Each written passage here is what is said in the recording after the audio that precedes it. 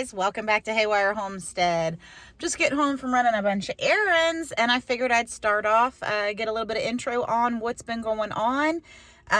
We now have our jams and jellies in 2 local coffee shops. We're super excited about that.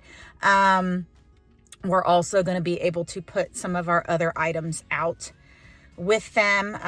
Some of our homemade salves. I make a couple different ones, and I need to do a video about that, don't I?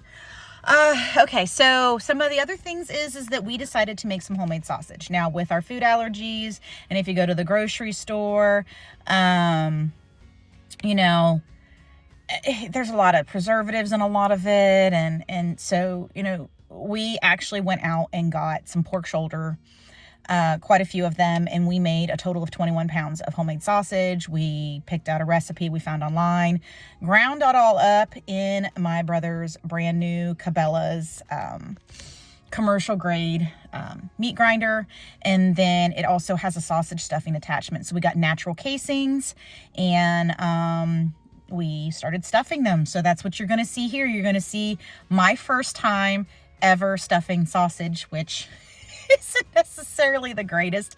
There's a learning curve to it for sure. But I'm going to go ahead and show that to you guys. I hope you enjoy it. Hope you learn a little bit of something from it. So come along and learn with me, because this was my first try. Okay. I'm going to pull it a couple inches off, tie it off.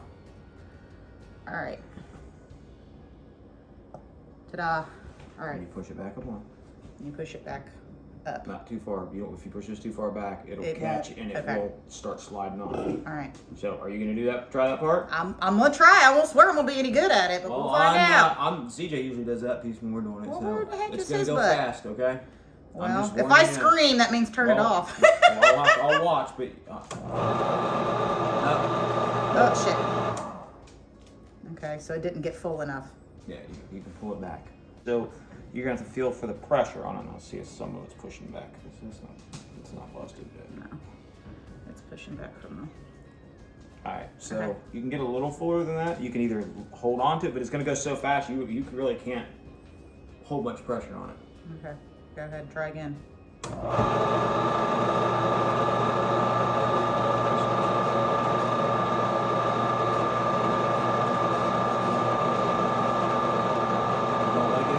That's getting a little too full, it's going to start popping.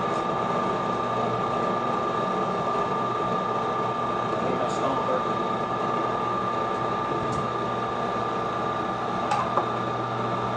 When you use a stomper, leave it full, it won't feed as fast.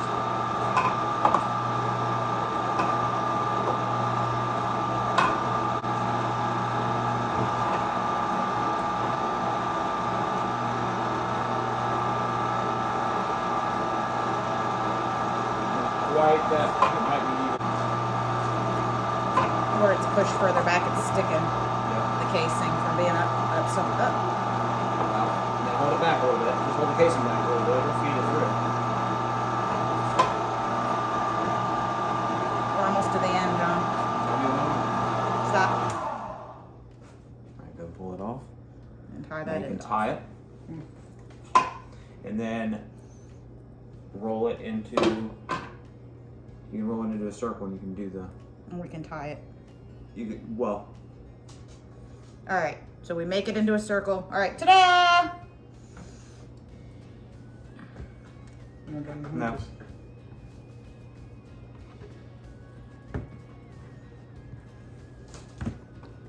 Got a little light on the end there.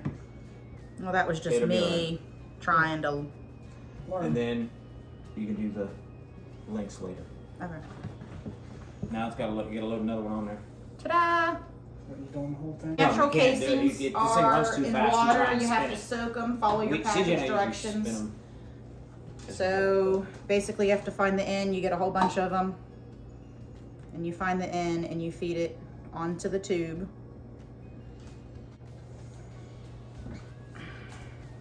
Yeah, come on, get back on there. Now you understand why I said it need more and more cold water with it. Yeah, It's not as fluffy. might have to change and put Sometimes water. they So the just add casings, good and add the a little casings do warm better and are more pliable if they're in warm water. So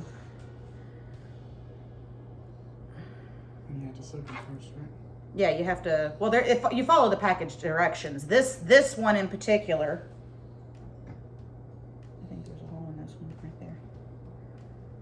there. This one in particular said rinse the salt off, soak them in warm water for 30 to 40 minutes, rinse them again, and soak them for a second time.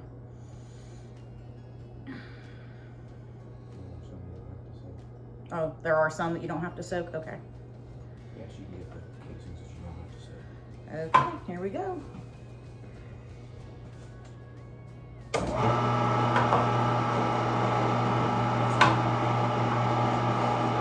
And you have to be careful you don't overfill it or it will bust the casing. And I've never done this before, so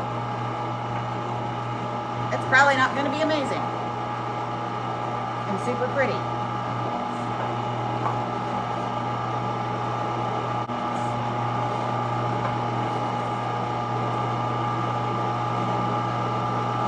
John, it busted. See, no, I didn't feed it fast enough and it busted. All right, what do we do when it busts? Cut it. Cut it. I need a knife. Cut it right out of the end. All right, so.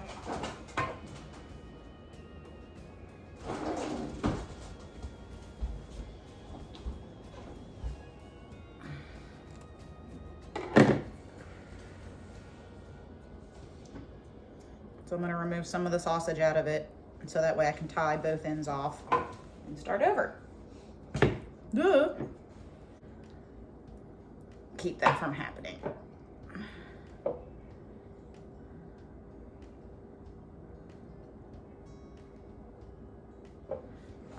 right, and off we go again.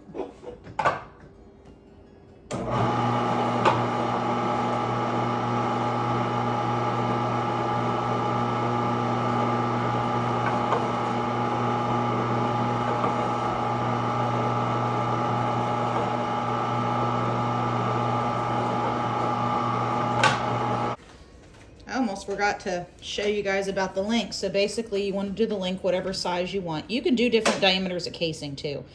But basically however big you want the link to be, and then you pinch off the meat. Let's see if I can actually video this and make this work. All right, so what you're gonna do is you're gonna do whatever length of sausage that you want.